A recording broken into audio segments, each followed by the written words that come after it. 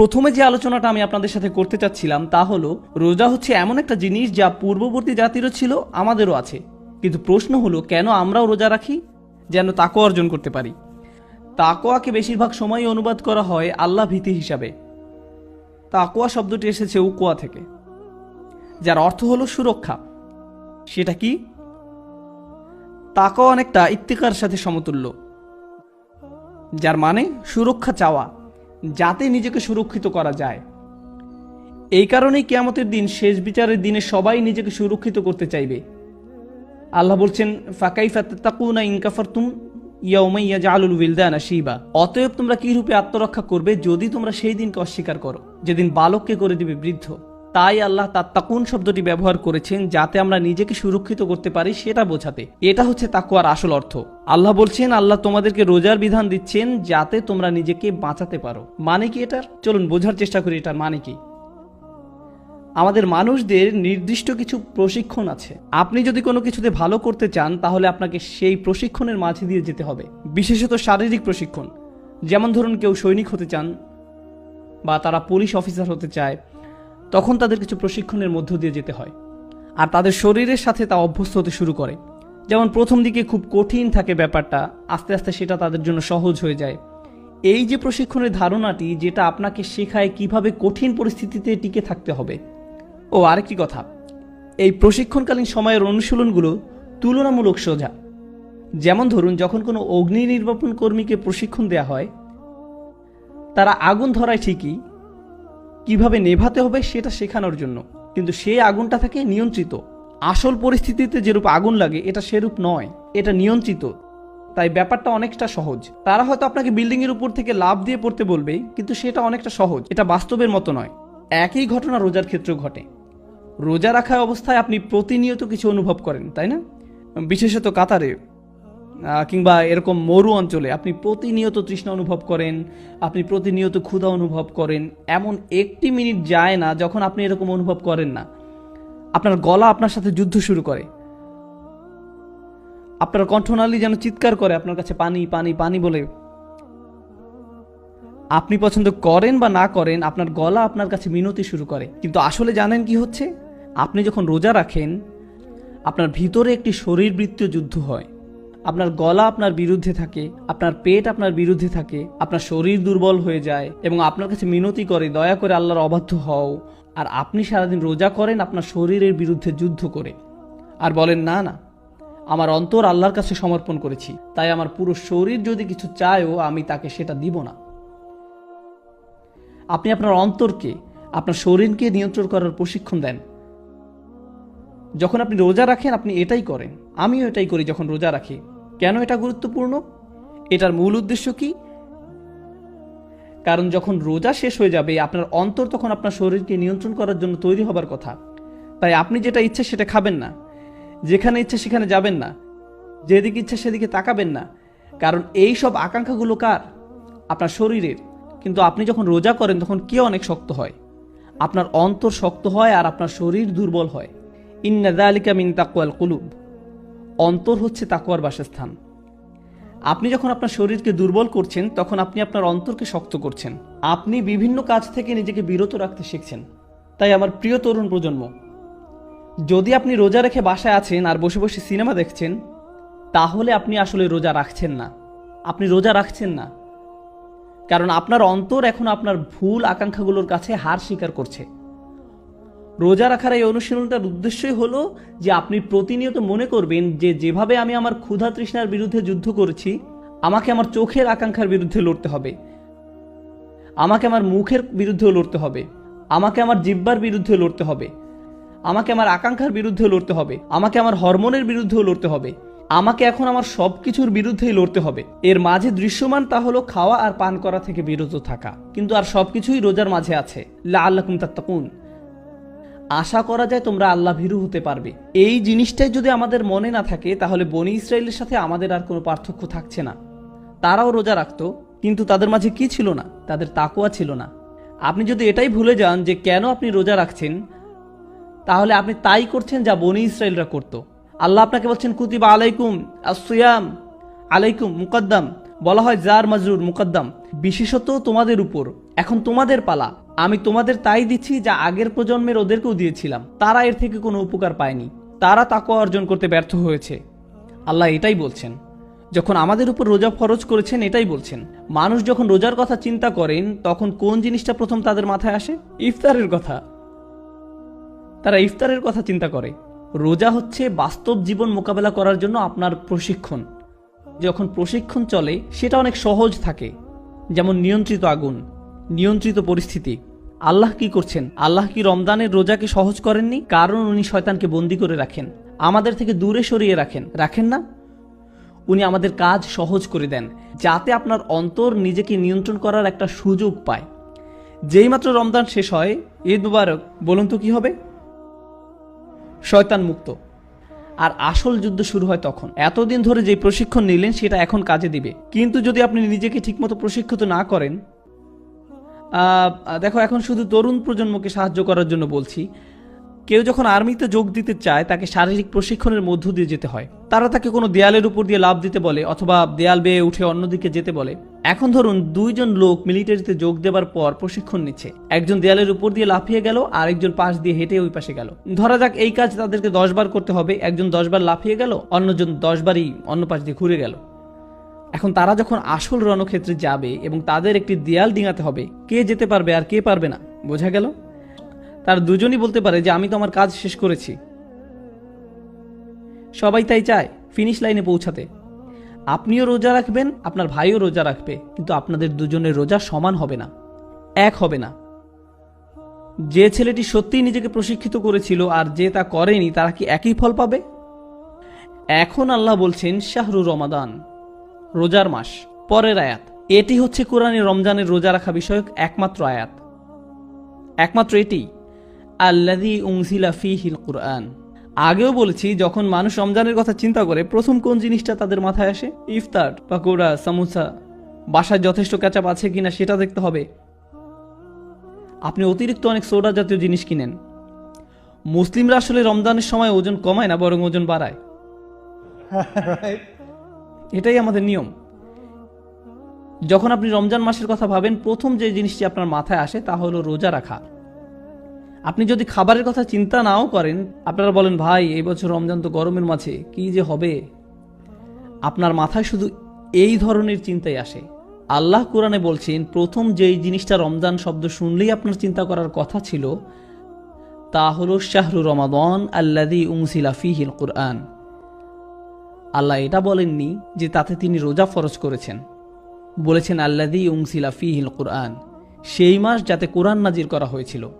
রমজান সেই মাস যাতে কোরআন নাজিল করা হয়েছিল। যেই কারণে রমজান একটি বিশেষ মাস, তা রোজা নয়।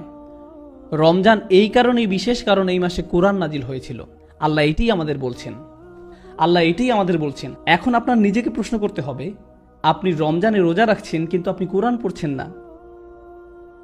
আপনি রোজা রাখছেন কিন্তু পুরো 30 দিনে এক পাতা কোরআনও আপনি মুখস্থ করেননি। এক পাতা থাক, এমনকি আধা পাতাও নয়, এমনকি 2টা আয়াতও নয়, আপনি কোরআন থেকে কিছুই মুখস্থ করেননি। তাহলে আপনি কিভাবে বুঝবেন আল্লাহ আপনাকে কি বলছেন? রমজানের পুরো উদ্দেশ্যটাই ছিল কোরআন নাজিল হওয়াটা উদযাপন করা। আমি আগেও বলেছি, একটা জাতির জন্য প্রথম যে জিনিসটা দরকার তা হলো রাজধানী। এখন আমাদের নতুন রাজধানী কি? কাবা। দ্বিতীয় যে জিনিসটা দরকার সেটি হলো একটি জাতির জন্য সংবিধান। আর আমাদের সংবিধান কি? কোরআন। আর সংবিধান যখন লিখিত হয় আর অনুমোদিত হয়, প্রত্যেক জাতি তা উদযাপন করে। প্রত্যেক জাতি যাদের সংবিধান আছে তাদের একটি সংবিধান দিবসও আছে, যেদিন তাদের সংবিধান কার্যকর হয়েছিল। আছে সবার এরকম দিবস, ঠিক আছে? আমাদের সংবিধান নাজিল হয়েছিল রমজান মাসে। আল্লাহ আমাদেরকে শুধু একদিন দেননি উদযাপন করার জন্য, উনি আমাদেরকে পুরো 30টা দিন দিয়েছেন।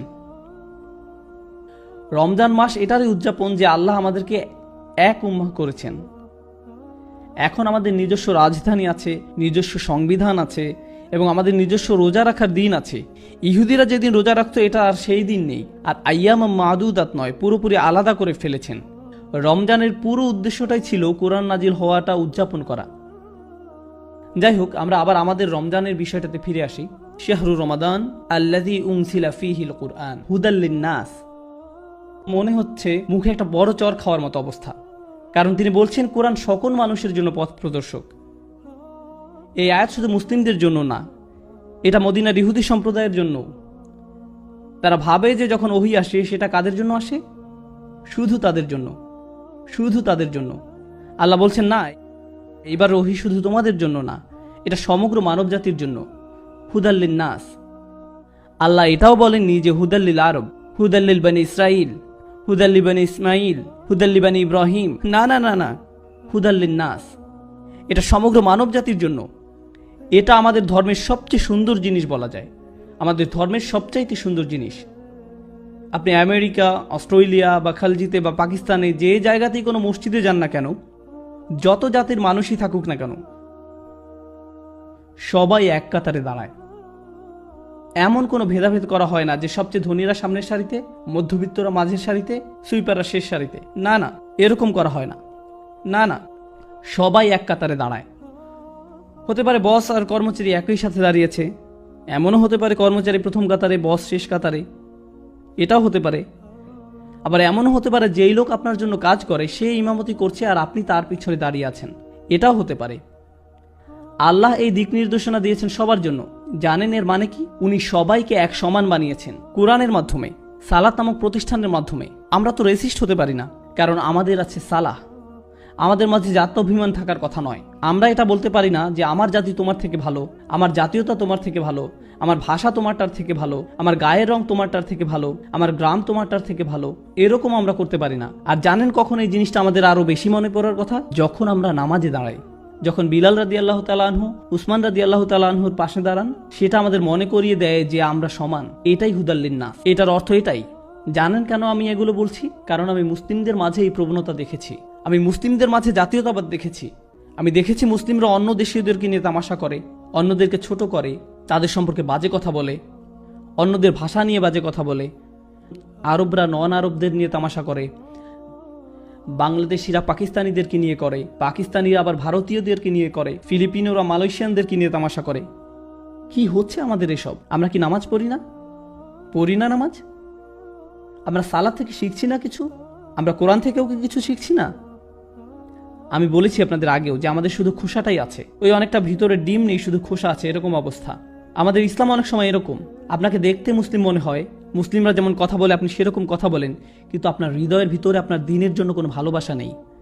এখানে যারা বসে আছেন সবাই এই মুহূর্তে এখানে ভিন্ন সংস্কৃতির অনেকে বসে আছেন। এটি একটি আন্তর্জাতিক সমাবেশ বলা যায়। এই মুহূর্তে এটাকে জাতিসংঘও বলা যেতে পারে। একটা কথা বলি, আমি আপনার নাম জানি না, কেউ কেউ হয়তো আমার নাম জানেন, কিন্তু আমি কারো নাম জানি না। কিন্তু জানি আমাদের মাঝে এমন একটা সম্পর্ক আছে যা রক্তের সম্পর্কের চেয়েও গাঢ়। শুধুমাত্র আমরা সবাই লা ইলাহা ইল্লাল্লাহ বলি, এই কারণে এটি রক্তের থেকেও গাঢ়। শুধুমাত্র এই কারণে এই কোরআন আমাদেরকে এক সুতায় গাঁথে। এবং এই কথাটা ইহুদিদেরকেও বলা হয়েছিল। কেন জানেন? কারণ ওরা বিশ্বাস করত তারা বিশেষ, বাকি সবাই সেকেন্ড ক্লাস, তারা প্রথম সারির। বাকি সবাই সাধারণ, আর তারা হচ্ছে আল্লাহর নির্বাচিত বিশেষ জাতি। আল্লাহ বলছেন যে কেউ কোরআনের একজন অনুসারী হতে পারে। হুদাল্লিন নাস, সমগ্র মানব জাতির জন্য খোলা দাওয়াত। এর মধ্য দিয়ে সমাপ্তি ঘটে সব ধরনের বর্ণ বৈষম্য, জাতীয়তাবাদ, গোত্রবাদ, এই সব কিছু দূর করে দেয়। সুবহানাল্লাহ, কি চমৎকার একটি দিন, কি চমৎকার ব্যাপার। এমনকি আমেরিকাতেও আমি বলতে পারবো যে একই এলাকার মাঝে কালোদের জন্য আলাদা গির্জা আছে, স্প্যানিশদের আলাদা গির্জা, গ্রিকদের আলাদা গির্জা, এমনকি ব্রুকলিনের মতো জায়গাতেও ভিন্ন ভিন্ন জাতির ভিন্ন ভিন্ন গির্জা আছে। আর আপনি একটা মসজিদে ঢুকে দেখবেন, দেখে মনে হবে সেখানে আন্তর্জাতিক সম্মেলন চলছে। বিভিন্ন জাতির মানুষ সব এক সারিতে দাঁড়ানো, এমনকি তারা কেউ কারো ভাষাও জানে না, কিন্তু তারা একসাথে নামাজ পড়ছে। কোরআনও আমাদেরকে একীভূত করে যখন আমরা সালাতে দাঁড়াই। কোরআন হুদাল্লিন নাস ওয়া বাইয়িনাতিম মিনাল হুদা, সুস্পষ্ট পথ নির্দেশ আর অন্যায় ও ন্যায়ের মাঝে পার্থক্য বিধানকারী। এই আয়াতটা তো রমজান নিয়ে হওয়ার কথা ছিল, তাই না? আন্নাহা বাদাআত বিকালিমাত শাহরু রমাদান, আয়াতটি শুরুই হয়েছে শাহরু রমাদান দিয়ে। অথচ এখন পর্যন্ত আল্লাহ কি বলেছেন? এই মাসে কোরআন নাজিল হয়েছিল, যা আল্লাহর তরফ থেকে পথ প্রদর্শক। মানে হচ্ছে এই নির্দেশনাগুলো এক একটি আশ্চর্য ব্যাপার। ওয়াবাইয়িনাতিম মিনাল হুদা ওয়াল ফুরকান, সুস্পষ্ট পথ নির্দেশ আর ন্যায় ও অন্যায়ের মাঝে পার্থক্য বিধানকারী। এতক্ষণ পর্যন্ত আল্লাহ রমজান নিয়ে একটি কথাও বলেননি, শুধু কোরআন। আয়াতের অর্ধেকের বেশি অংশের আলোচনা কোরআন নিয়ে। কেন তিনি এরকম করলেন? কারণ উনি এটা নিশ্চিত করতে চাচ্ছেন যে কোনো মুসলিম যেন এটা ভুলে না যায় যে রমজান হচ্ছে কোরআনেরই মাস।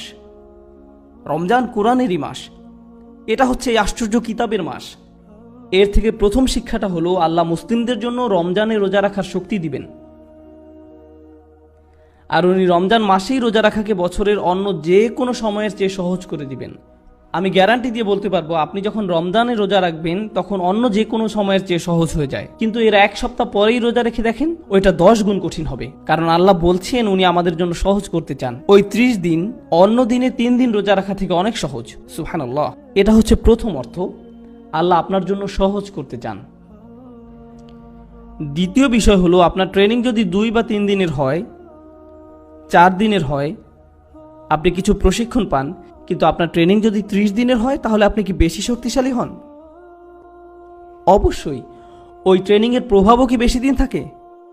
হ্যাঁ, আল্লাহ আমাদেরকে শয়তানবিহীন 30টা দিন দিয়েছেন, 30টা কোরআনময় দিন, 30টা দিন যে সময় শরীর নয়, আপনাকে নিয়ন্ত্রণ করে আপনার অন্তর। উনি একদম পরিপূর্ণভাবে এই ট্রেনিংয়ের জন্য তৈরি করেছেন। যখন আপনার ট্রেনিং কঠিন হয় তখন তা শেষ হবার পর আপনি একটি সার্টিফিকেট পান এবং উদযাপনও করেন। আপনি মানুষের কাছে গিয়ে বলেন আমি আমার সার্টিফিকেট পেয়েছি, মানুষ তখন আপনাকে শুভেচ্ছা জানায়। আমাদের ট্রেনিং যখন শেষ হয় তখন আমরা কি করি? ঈদ পালন করি, আমরা উদযাপন করি। সুবহানাল্লাহ। আমরা সফলভাবে এই বছরের ট্রেনিং শেষ করেছি। কেন এই ট্রেনিং নিচ্ছি আমরা? যেন আমরা বাস্তব জীবনের সাথে মোকাবেলা করতে পারি। রমজান শেষ হবার পর আপনি আরও শক্তিশালী হবেন, কারণ এখন আপনার অন্তরে আরও বেশি কোরআন আছে। যদিও তখন আপনি আর রোজা রাখছেন না, আপনার ভিতরে কি রয়ে যাচ্ছে? কোরআন। শয়তানের বিরুদ্ধে আপনার আসল অস্ত্র হবে কোরআন। তাই আমরা যখনই কোরআন পড়ি, প্রথমে আল্লাহর কাছে সাহায্য চাই। ফাইযা ক্বারাআতাল কুরআন ফাস্তাঈয বিল্লাহি মিনাশ শাইতানির রাজীম। রমজান শেষ হবার পর আপনি আরও শক্তিশালী হবেন, কারণ এখন আপনার অন্তরে আরও বেশি কোরআন আছে। আমি বলছি এখানে উপস্থিত সকল ভাই বোন এবং যারা এটা শুনছেন, আপনাদের কোরআন মুখস্থ করতেই হবে রমজানের সময়। আপনি যদি অলস হয়ে থাকেন, গা ঝাড়া দিন। আপনি 2 আয়াত করলেন না, 2 পাতা করলেন, আপনি 2 আয়াত করলেন না 2 পাতা করলেন, সেটা কোনো ব্যাপার না। আপনার লক্ষ্য আস্তে আস্তে উঁচুতে নিন, উঁচু লক্ষ্য স্থির করুন। যেমন আপনি ঠিক করলেন এই মাসে পুরো 1 পারা মুখস্থ করবেন, 20 পাতা বা 10 পাতা, আমি শেষ পারার মুখস্থ করব, এরকম কিছু উঁচু লক্ষ্য স্থির করুন। যদি আপনি শেষ নাও করতে পারেন, তারপরও লক্ষ্য স্থির করুন। যখন কেউ কোরআন মুখস্থ করার চেষ্টা করে, হয়তো ভাবলেন আপনি ফজরের সময় মসজিদে গেলেন, ঠিক করলেন যে এরপরে আপনি কয়েক ঘন্টা সেখানে থাকবেন, অথবা হয়তো 30 বা 40 মিনিট এবং বসে বসে কোরআন মুখস্থ করলেন। আমি নিশ্চিতভাবে বলতে পারি এই কাজটি হবে আপনার জীবনে করা সবচেয়ে আন্তরিক ইবাদতগুলোর একটি, কারণ আপনি কাউকে দেখানোর জন্য কোরআন পড়ছেন না। আপনি যখন কোরআন মুখস্থ করেন, একমাত্র কে তা জানবে? আপনি নিজেই। যদি আপনার এরকম সমস্যা থাকে যে আপনি কাউকে দেখলেই বলেন, হে ভাই জানেন আমি সূরা গাশিয়া জানি, যদি আপনার এই সমস্যা থাকে তাহলে আমার সাথে পরে দেখা করবেন। এছাড়া আপনি যদি কোরআন মুখস্থ করেন, তাহলে সেটা কার জন্য? আপনার নিজের জন্য। আপনি এক আয়াত বারবার পড়ছেন, আবার যতবার আপনি পড়ছেন ফেরেশতারা তা লিখছেন। যখন আপনি মুখস্থ করেন তখন কি বারবার তা আপনাকে রিপিট করতে হয় না? যতবার আপনি রিপিট করবেন, ফেরেশতারা আপনার নামে সেটা লিখবে। প্রত্যেকবার, একবার নয়, 10 বার বা 20 বার লেখা হচ্ছে। প্রত্যেক আয়াত কোরআনের বারাকাত আপনার অন্তরে প্রবেশ করছে। যখন রমজান মাস আসে, আমাদের এটা করা উচিত। এখন এই আয়াতটি বোঝার চেষ্টা করুন। ওয়া ইযা সাআলাকা ইবাদি আন্নী ফাইন্নী করিব। আমার দাস যখন আপনাকে আমার সম্পর্কে জিজ্ঞাসা করে, আমি তার একদম কাছেই। উজিবু দাওয়াতাদ দাঈ ইযা দাআন। যখন কেউ আমাকে ডাকে, আমি তার ডাকে সাথে সাথে সাড়া দিই। আমি তোমাকে অপেক্ষা করাবো না, কখনোই নয়। তোমার কল ভয়েস মেইলেও পাঠিয়ে দিব না। এটাও বলা হবে না যে 24 ঘন্টা পরে। আমি তোমার ডাকের সাথে সাথে তার জবাব দিব। একজন মানুষের পক্ষে এটা সম্ভব নয়। এমনকি যদি আমি আপনাকে অনেক ভালোবাসি, তারপরও আমার পক্ষে এটা সম্ভব নয়। আমি আমার মেয়েদেরকে অনেক ভালোবাসি, কিন্তু তারা যখন গাড়ির পেছনে বসে সবাই একসাথে কথা বলা শুরু করে, আমার পক্ষে কি সবাইকে জবাব দেওয়া সম্ভব হয়? না। তাদের একজন বলল আমি আইসক্রিম খাবো, আরেকজন বলল আমি পিজা খাবো, আরেকজন বলল আমি বাসায় গিয়ে ঘুমাতে চাই, আরেকজন বলল চলো পার্কে যাই। আমার পক্ষে এর মাঝে একটাই হয়তো করা সম্ভব। আমি সবার আবদার একসাথে মেটাতে পারবো না। আমার সেই ক্ষমতা নেই, যদিও আমি তাদেরকে ভালোবাসি। আমাকে বলতে হবে আমি দুঃখিত, আমার পক্ষে সম্ভব নয়। আল্লাহ তার রসুল সাল্লাল্লাহু আলাইহি সাল্লামকে বলছেন, যখন তারা আমার সম্পর্কে জানতে চায় আমি খুব কাছেই আছি, যখন তারা ডাকবে আমি তখনই ডাকে সাড়া দিব, আমি তাদের দুয়ার জবাব যখন চাইবে তখনই দিব, যখন তারা ডাকবে আমি তখনই ডাকে সাড়া দিব। বিশেষত এই আয়াতের মাঝে যত রত্ন লুকিয়ে আছে, আল্লাহর তরফ থেকে যে এই আয়াত কত উপহার দেওয়া হয়েছে তা গণনা করে শেষ করা যাবে না। আমি আপনাদের সাথে কিছু শেয়ার করতে চাই ইনশাআল্লাহ। কেন? কারণ আমি আপনাদের সবাইকে উৎসাহিত করতে চাই যেন এই রমজান হয় কোরআনের মাস, দুয়ার মাস, আর আপনারা যেন দুইটিকে একসাথে করতে পারেন। ইনশাআল্লাহ আমরা আলোচনা করব কিভাবে আমরা এই দুইটি একসাথে করব। যতবার আপনার সামনে হালাল উপার্জনের পথ আসে অথবা আরও অর্থ উপার্জনের উপায় আসে, সেটা হয়তো ঠিক হালাল নয়, তখন আপনি নিজেকে মনে করিয়ে দেন ওয়ালি তুকাব্বিরুল্লাহ, আল্লাহ এই অর্থ থেকে অনেক বড়, তাই আমি এটা করব না। প্রতিবার আপনি যখন ঘুমে থাকেন আর ফজরের আজান দেয়, শয়তান আপনাকে চেপে শুয়ে রাখতে চায়, শয়তান আপনাকে বলবে আরো 5 মিনিট, তখন আপনি নিজেকে বোঝান 5 মিনিট, আমি এখন প্রথম রাকাত ধরতে পারবো না, কোনো ব্যাপারই না, যখন ইচ্ছা তখনই ঘুম থেকে উঠে যাওয়া আমার জন্য কোনো ব্যাপারই না। এরপরে যে জিনিসটা আপনি জানেন সেটা হলো সকাল 10টা। যখন এরকম হয় তখন আপনি বলুন ওয়ালি তুকাব্বিরুল্লাহ, আল্লাহ আমার থেকে বড়, আমার ঘুমের থেকেও আল্লাহ বড়। এটার অর্থ এটাই, আল্লাহকে সবচেয়ে বেশি প্রায়োরিটি দেওয়া। আমার নিজের আকাঙ্ক্ষা, আমার নিজের সালা, আমার নিজের অলসতা, নিজের লালসা, নিজের ক্ষুধা, লোভ, এগুলো থেকেও আল্লাহকে বেশি প্রায়োরিটি দেওয়া জীবনে। এটাই হচ্ছে রমজানের ট্রেনিং। ওয়ালি তুকাব্বিরুল্লাহ আলা মা হাদাকুম ওয়া লাআল্লাকুম তাশকুরুন। আর আয়াতটি শেষ হলো এইভাবে যেন আমরা কৃতজ্ঞ হতে পারি। প্রশ্ন হলো কিসের জন্য কৃতজ্ঞ? আয়াত শুরু হয়েছে রমজান মাস, আর এই মাসেই কোরআন নাজিল হয়েছে, অর্থাৎ প্রথমে যে নিয়ামতের জন্য আমরা আল্লাহর কাছে কৃতজ্ঞ থাকবো সেটা কি? কোরআন। যেন আপনি কোরআনকে সত্যিকারের কদর করতে পারেন। এই দেখে ধরুন আমি আপনার বাসায় গেলাম আর আপনাকে একটা উপহার দিলাম, এই দেখো আমি এটা তোমার জন্য কিনেছি। আমি হয়তো আপনার জন্য ছোট একটা ক্রিস্টালের জিনিস কিনেছি, পাকিস্তানিরা আবার ক্রিস্টালের জিনিস খুব পছন্দ করে। আপনি বললেন বাহ, এটা তো খুব সুন্দর, ধন্যবাদ, তারপর দূরে ছুঁড়ে ফেলে দিলেন। এটা কি অপমানজনক নয়?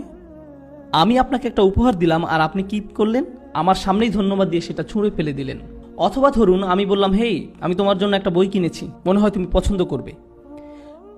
আপনি এক টুকরো কাপড় নিলেন এবং সেটাকে পেঁচিয়ে একেবারে ফ্রিজের উপরে তুলে রাখলেন। আমি এইভাবে রাখার জন্য আপনাকে বইটি দেইনি। কেন দিলাম বইটি আপনাকে? যেন আপনি এটা পড়তে পারেন। আপনি এই উপহারের জন্য সন্তুষ্ট নন, বুঝলেন? আল্লাহ বলছেন যেন তোমরা কৃতজ্ঞ হতে পারো, যেন আপনি এমনভাবে কোরআন কদর করতে পারেন যেমন আপনি আগে করেননি। রমজান যখন শেষ হয়ে যাবে তখন মনে হবে আপনি কোরআনের সাথে একটা নতুন সম্পর্ক গড়লেন। আপনি এটাকে কখনোই আর সরিয়ে রাখতে পারবেন না। সব সময় মনে হবে এর থেকে আরও কিছু জানতে হবে। আল্লাহ আমাদেরকে তার সাথে যোগাযোগের একটা সরাসরি লিঙ্ক দিয়েছেন। অন্য কোনো ধর্মে সেটা নেই, অন্য কোনো ধর্মে নেই। সালাতে আমরা যেটা অনুভব করি সেটা হচ্ছে আল্লাহর সাথে সরাসরি যোগাযোগ। আক্ষরিক অর্থেও সালাতের অর্থ হচ্ছে যোগাযোগ, আক্ষরিকভাবেও এটা যোগাযোগই বোঝায়। আর আল্লাহর যে কালাম আমরা সালাতে পড়ি তা দিয়ে হয় আমাদের সেই যোগাযোগ। এটা হচ্ছে আসমান থেকে জমিনে আল্লাহর প্রসারিত একটি দড়ি। আপনি সব সময় চাইবেন আরও বেশি পড়তে। কোরআনের সাথে আপনার যোগাযোগ যত বেশি হবে, আল্লাহর সাথে আপনার যোগাযোগ তত ভালো হবে। কোরআনের সাথে আপনার যোগাযোগ যত কম হবে, আল্লাহর থেকে আপনি তত দূরে সরবেন। এটা একটা প্রতিষ্ঠিত সত্য। আমাদের পুরো জীবনের একটা লক্ষ্য থাকতে হবে যে আমরা যেন এই বইয়ের আরও কাছে যেতে পারি। আর কেউ কখনোই বলতে পারে না যে তার কোরআনের কাছাকাছি, কেউ না। এটা এমন একটি সমুদ্র যা শেষ হবার নয়। আমি বলতে পারবো না আলহামদুলিল্লাহ এই লেকচার আপনাদের জন্য, আমার জন্য নয়। আসলে আগে আমার নিজের জন্যই, তারপরে আপনাদের জন্য বলছি আমি। কারণ আপনি যত গভীরে যাবেন যে আমি তো কিছুই জানি না, আমার আরও দরকার, আরও। এখন আসছে দুয়ার আয়াতটি। সুবহানাল্লাহ, এর প্রত্যেকটি শব্দ প্রথমে শুরু করি ইদা দিয়ে। ওয়া ইদা সাআলাকা ইবাদি আন্নি, অর্থাৎ ইদা দিয়ে শুরু হয়েছে। ইদা অনুবাদ করা হয় যখন, আরবি এবং ইংলিশ দুইটাতেই একটা পার্থক্য আছে, যখন এবং যদির মাঝে। আমি চাই যে আপনারা যখন এবং যদির পার্থক্যটা বুঝুন। যদি এর আরবি হচ্ছে ইন। আল্লাহ বলেননি যে যদি আমার বান্দা আপনাকে জিজ্ঞেস করে আমার ব্যাপারে, বরং বলেছেন যখন জিজ্ঞেস করে। ধরুন একজন মায়ের কথা যার ছেলে আর্মিতে গেছে এবং সে যুদ্ধও গেছে। অনেক দিন মায়ের সাথে কোনো যোগাযোগ নেই, কোনো কল বা ইমেইল কিছুই না। মায়ের তো অবশ্যই ছেলের কথা মনে পড়বেই। মা কি বলবে, যখন আমার ছেলে আসবে তখন আমি খুশি হব? নাকি বলবে যদি আমার ছেলে আসে আমি খুশি হব? সে বলবে যখন আমার ছেলে আসবে তখন আমি খুশি হব। বলেন যখন। আপনি তখন যদি বলেন না, বলবে না যে যদি ছেলে আসে তাহলে আমি খুশি হব। কারণ সে যদি বলে যে যদি আমার ছেলে আসে তাহলে আমি খুশি হব, এর অর্থ সে এটা মেনেই নিয়েছে যে তার ছেলে মরে যাবে। কিন্তু যদি বলে যখন, তার মানে সে আশা করছে যে সে ফেরত আসবে। যখন আপনি কাউকে হারিয়ে ফেলেন আর আপনি চান যে তারা ফিরে আসুক, আপনার অন্তর এটা মেনেই নিতে পারবে না যে সে আসবে না। আপনি তখন যদি বলেন না, বলেন যখন। আল্লাহ বলছেন যখন আমার দাস তোমাকে জিজ্ঞেস করবে। উনি বলেননি যদি আমার দাস তোমাকে জিজ্ঞেস করে। কেন? কারণ আল্লাহ আশা করছেন যে আমরা এই ব্যাপারে জিজ্ঞেস করব। উনি অপেক্ষা করছেন আমাদের ডাকের জন্য। এটা অনেকটা এমন যে আল্লাহ অপেক্ষা করছেন কখন আমরা চাইব। সুবহানাল্লাহ। যখন, এই একটি শব্দের মাঝে আছে বিশ্বাস, আশা, ভালোবাসা, সব কিছু। আল্লাহ যদি এমনভাবে বলতেন যে আল্লাহ মানুষকে পরোয়াই করেন না, তারা চাক বা না চাক তাতে তার কি। এবার আসি সাআলা শব্দটি নিয়ে। এটা অতীতকাল। ইদা ইয়াসআলুও বলা যেতে পারে, যেটা দিয়ে বর্তমান কাল বোঝায়। ইদা অতীতকাল এবং বর্তমান কাল এই দুই ক্রিয়ার সাথেই ব্যবহার হয়। যখন বর্তমান কালের সাথে ব্যবহার হয় তার মানে বারবার বোঝায়। মানে যদি বোঝানো হতো আমার দাস যখন আমার সম্পর্কে বারবার জিজ্ঞেস করে তখন হতো ইদা ইয়াসআলুকা। কিন্তু আয়াতে বলা হয়েছে ইদা সাআলাকা। এটা অতীতকালের ক্রিয়া, শুধু কোনো কিছু একবার হয়েছে সেটাই বোঝায়। এর মানে আল্লাহ বোঝাচ্ছেন আমি আমার দাসের জন্য অপেক্ষা করছি, সে যদি একবারও আমার কাছে চায়। আমি অনেকবারের জন্য না, তার একবার ডাকের জন্যই অপেক্ষা করছি। এরপর বলছেন সাআলাকা, তারা আপনাকে, রাসূল সাল্লাল্লাহু আলাইহি সাল্লামকে জিজ্ঞেস করবে। কোন কোন সাহাবী বলতেন যে আমি আল্লাহ সম্পর্কে আরো জানতে চাই। তো কাকেই জিজ্ঞাসা করবেন? কাকেই জিজ্ঞাসা করবেন? রাসূল সাল্লাল্লাহু আলাইহি সাল্লামকে। এরপর আল্লাহ বলছেন সাআলাকা ইবাদি, বলেননি যে সাআলাকা হাউলা। সাআলাকাল্লাযীনা আমানু, যারা বিশ্বাস করে তারা জিজ্ঞেস করলে। সাআলাকাল মুমিনুন, মুমিন বান্দারা জিজ্ঞেস করলে। সাআলাকাল মুসলিমুন আসহাবুক। তিনি বলছেন ওয়া ইদা সাআলাকা ইবাদি, আমার দাসেরা, আমার দাসেরা। উনি বলেননি যে ইবাদুনা বা ইবাদাল্লাহ, বলেছেন ইবাদি। শেষের এই ই দিয়ে বোঝায় আমার দাস। আল্লাহ কোরআনে সে, আমরা, আমি এগুলো ব্যবহার করেছেন বিভিন্ন সময়। আমি, কখনো উনি আমি ব্যবহার করেন, কখন উনি আমি ব্যবহার করেন যখন হয় উনি বেশি ভালোবাসা দেখান অথবা বেশি রাগ প্রকাশ করেন। শুধু এই দুই প্রেক্ষাপটে। আপনি যদি কোরআনের একটি আয়াত পড়েন যাতে আমি ব্যবহার করেছে, সেক্ষেত্রে দেখবেন হয় আল্লাহ অসম্ভব ভালোবাসা দেখিয়েছেন অথবা প্রচণ্ড রাগ দেখিয়েছেন। সাধারণ কোনো ক্ষেত্রে সেরকম হয়নি। এটা হচ্ছে এমন আয়াত যাতে অসম্ভব ভালোবাসা দেখিয়েছেন। তাই উনি বলছেন ইবাদি, ইবাদুনা বলেননি, আমার দাস বলেছেন। আমরা অনেক সময় আমাদের কাছের কেউ দূরে থাকলেও বলি আমার ভাই, আমার বোন, আমার বাবা, আমার মা। এর মানে এই না যে আপনি ওদের মালিক। এ দিয়ে তাদের প্রতি আপনার ভালোবাসাটার প্রকাশ পায়। যখন আপনি কারোর জন্য ব্যবহার করেন, এক্ষেত্রে তারা হচ্ছে আল্লাহর দাস। এমন হতে পারে এরা হয়তো আল্লাহর ইবাদতই করেনি। এখন তারা কার কাছে জিজ্ঞেস করেছিল? দেখে আপনাদের মনোযোগ কেমন আছে। তারা কি আল্লাহর কাছে সরাসরি জিজ্ঞেস করেছিল নাকি রাসূলুল্লাহ সাল্লাল্লাহু আলাইহি সাল্লামের কাছে জিজ্ঞেস করেছিল? তারা রাসূল সাল্লাল্লাহু আলাইহি সাল্লামের কাছে জিজ্ঞেস করেছিল। এখন আমি অর্থটা আবার বলি, যখন তারা আমার সম্পর্কে জিজ্ঞেস করে তাহলে তাদেরকে বলো আমি নিকটে। আয়াতে কিন্তু বলা হয়নি তাদেরকে বলো, আয়াতে বলেছে ফাইন্নী করিব। যখন তারা আমার সম্পর্কে জিজ্ঞাসা করে তখন আমি একদম কাছে, তখন আমি একদম কাছে। কোন জিনিসটা বলা হয়নি? তাদেরকে বলো ফাকুল্লাহুম ইন্নী করিব। কিন্তু এখানে কোনো ফাকুল্লাহুম নেই। কেন? লোকজন রাসূলুল্লাহ সাল্লাল্লাহু আলাইহি সাল্লামের কাছে জিজ্ঞেস করতে এসেছিল। হয় না আমাদের সময় লোকজন আলেমদের কাছে গিয়ে জিজ্ঞেস করে আল্লাহ কি আমার দোয়া শুনবে? আমার অনেক ভুল হয়, আমার অনেক নামাজ বাদ গেছে, আল্লাহ কি তারপরও আমার দোয়া শুনবে? আল্লাহ কি আমাকে জাহান্নামে নিক্ষেপ করবে? এগুলো মানুষ আলেমদেরকে জিজ্ঞেস করে। আর এই ক্ষেত্রে সাহাবীরা রাসূলুল্লাহ সাল্লাল্লাহু আলাইহি সাল্লামকে জিজ্ঞেস করেছিলেন। আল্লাহ নিজেই সরাসরি উত্তর দিলেন। উনি রাসূলুল্লাহ সাল্লাল্লাহু আলাইহি সাল্লামকে দিয়ে নয়, বরং উনি আপনার সাথে, আমার সাথে সরাসরি কথা বলা শুরু করলেন। আমি এত কাছে যে আমি তোমার সাথে কথা বলছি। আমি এমনকি রাসূল সাল্লাল্লাহু আলাইহি সাল্লামকেও বলছি না যে তোমার সাথে কথা বলতে। আমি সরাসরি তোমার সাথে কথা বলবো। এখানেই কোরআনের সৌন্দর্য।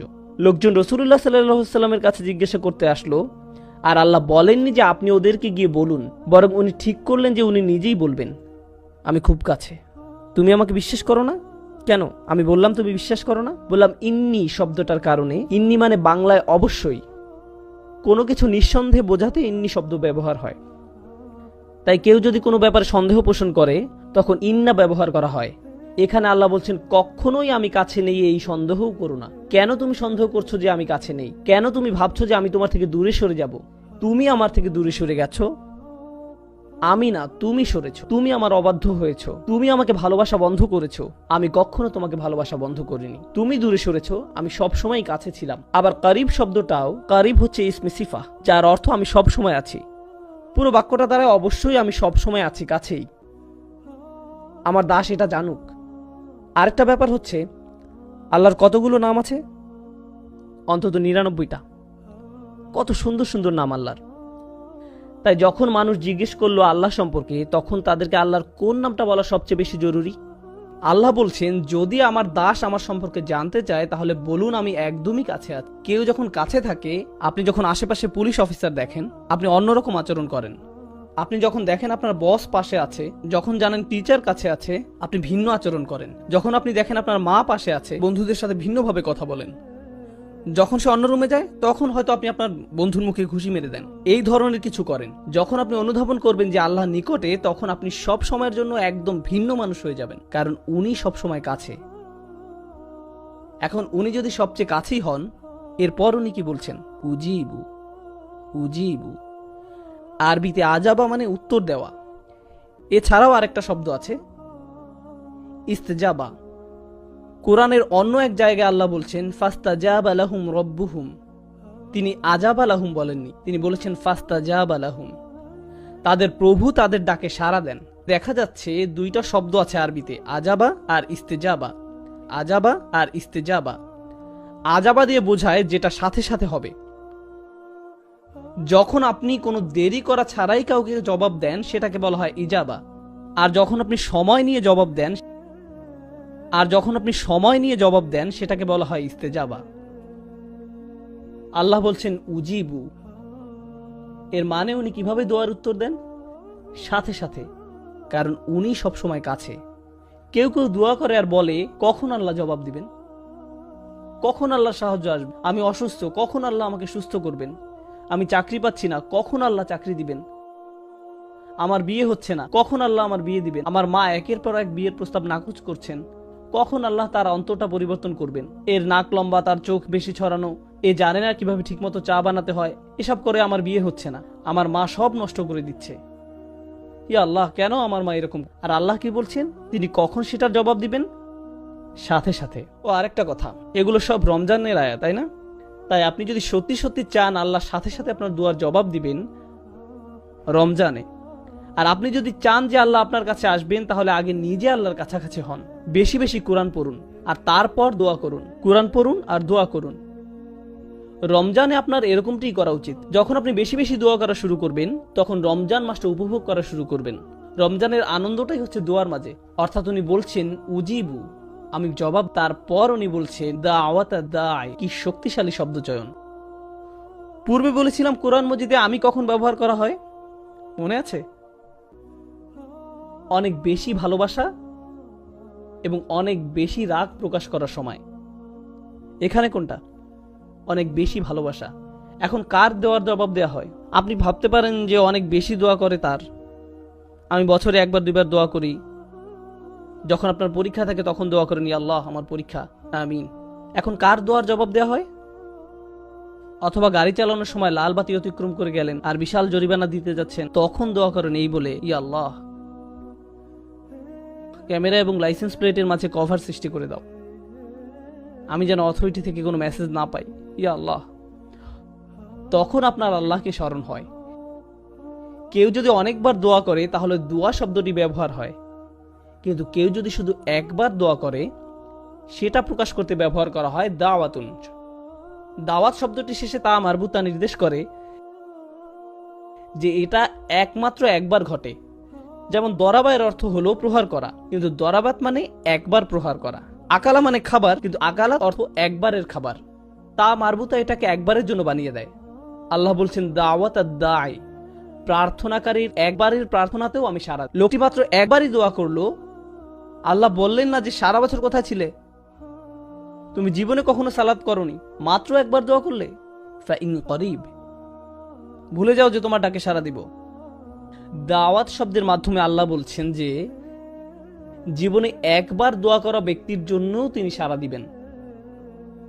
নিজেকে এটা বলে বোঝাবেন না যে আমার তো দাড়ি নেই, নিজেকে এটা বলে বোঝাবেন না যে আমার তো দাড়ি নেই, আল্লাহ আমার ডাকে সাড়া দিবেন না। কেবল গোফ রয়েছে, আল্লাহ আমার দোয়া কবুল করবেন না।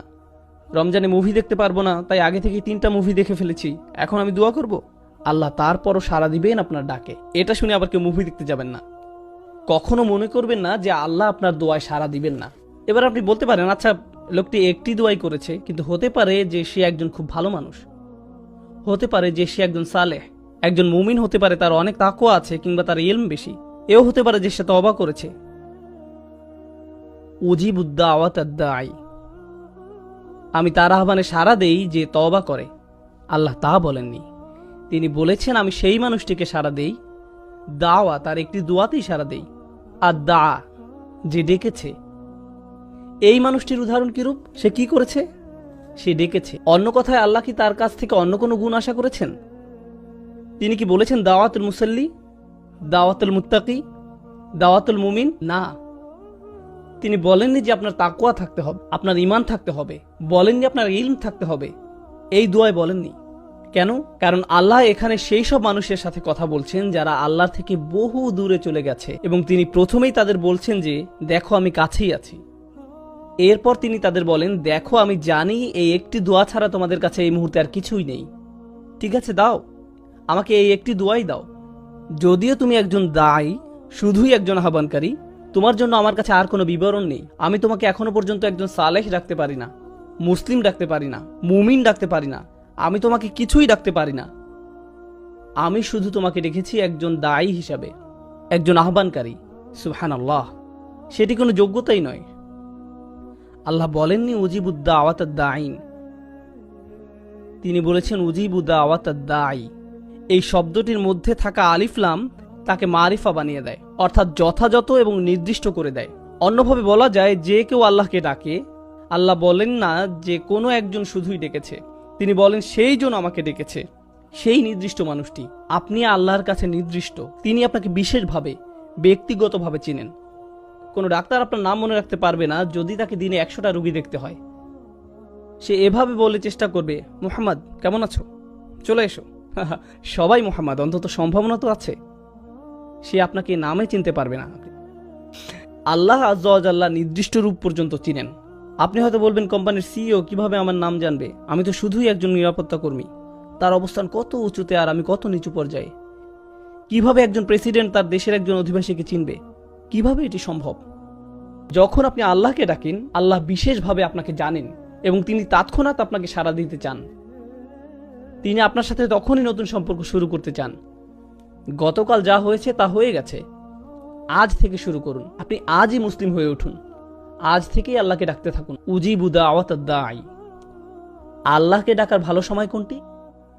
মানুষ বলে কোন সময়টি আল্লাহর কাছে দোয়া করার জন্য উত্তম, মানুষ তাই বলে। আর অবশ্যই আমরা রমজান নিয়ে কথা বলছি। তিনি কি বলেন এই ব্যাপারে? তিনি বলেন উজিবু দাওয়াত আদ-দাঈ ইজা, যে কোনো সময়, যে কোনো সময়, দানি যখনই সে ডেকেছে, যখনই তুমি আমাকে ডাকবে তখনই আমি তোমাকে সাড়া দিব। সকালে ডাকো আমি সাড়া দিব, বিকেলে ডাকো আমি সাড়া দিব, ঘুমোতে যাওয়ার আগে ডাকো আমি সাড়া দিব। সুবহানাল্লাহ, এটি সম্পূর্ণ আয়াত নয়, এটি আয়াতের প্রথম অংশ। আমি তোমাকে সাড়া দিব যখনই তুমি আমাকে ডাকবে, এটি আল্লাহর আহ্বান। এটা কিভাবে হয় যে আমরা এই আহ্বানকে উপেক্ষা করে যাই? কিভাবে একজন মানুষ আল্লাহর বাণী শুনে দোয়া না করে থাকতে পারে? আমি বুঝতে পারি না। তারপর তিনি বলেন এতক্ষণে আমি তোমাকে আহ্বান করলাম, আমার আহ্বান হলো আমি তোমার কাছেই আছি, আমি যে কোনো সময় তোমার ডাক শুনতে প্রস্তুত। যদিও তুমি একবার দোয়া করো তারপরও আমি তোমার কথা শুনব। দোয়া ছাড়া তোমার আর কোনো ইসলামিক গুণ না থাকলেও আমি তা শুনব। তবে তোমার কি করা উচিত? আল্লাহ আপনার জন্য এত সব করছেন, আপনি তার জন্য কি করবেন? তিনি বলেন ফালিয়াস্তাজিবু লি। আগে দুইটা শব্দের কথা বলেছিলাম, আজাবা আর ইস্তেজাবা, ইস্তেজাবা মানে হলো উত্তর দেওয়ার চেষ্টা করা। আল্লাহ বলেন ফালিয়াস্তাজিবু লি, তাদের অন্তত আমাকে সাড়া দেওয়ার চেষ্টা করা উচিত। তোমরা আমার কাছে কিছু জিনিস চাইছো, আল্লাহ বলেন তোমরা আমার কাছে ভালো চাকরি চাইছো, স্বাস্থ্য কামনা করছো, তোমাদের সন্তানদের নিরাপদে রাখতে বলছো, তোমাদের বাবা মায়ের জন্য আমার কাছে চাইছো, একটা বাড়ি চাইছো, তোমরা আমার কাছে সব কিছু চাইছো।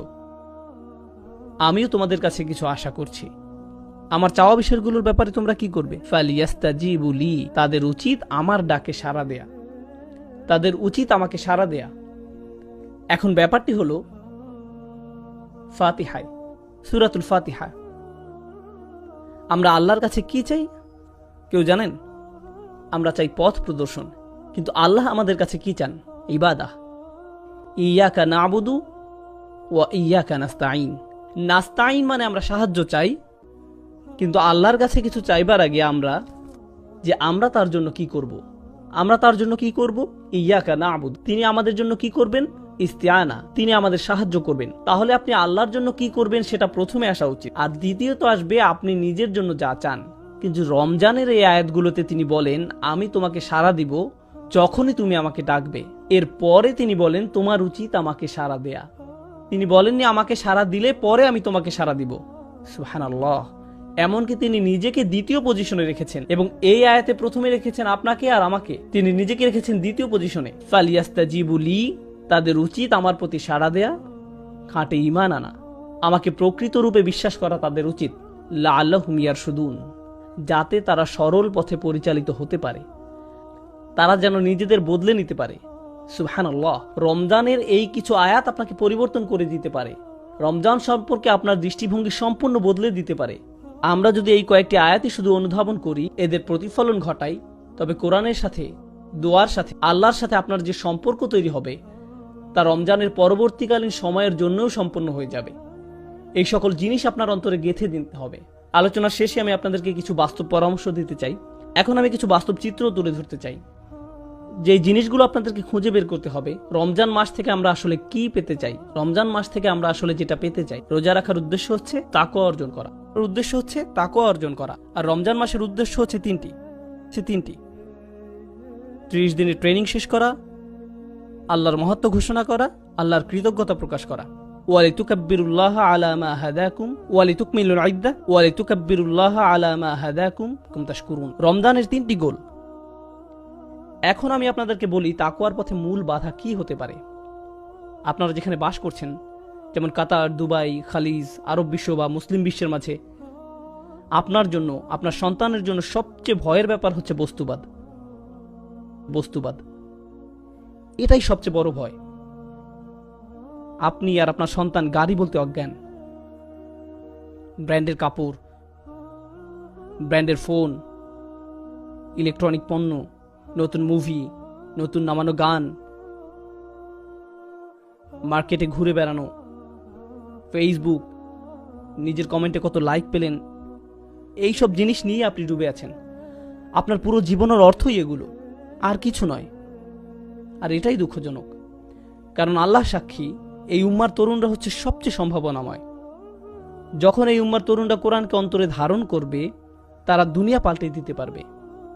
সত্যি দুনিয়াটা তখন অসম্ভব সুন্দর একটা জায়গা হবে, যদি শুধু এই উম্মার তরুণরা জাগতে পারে।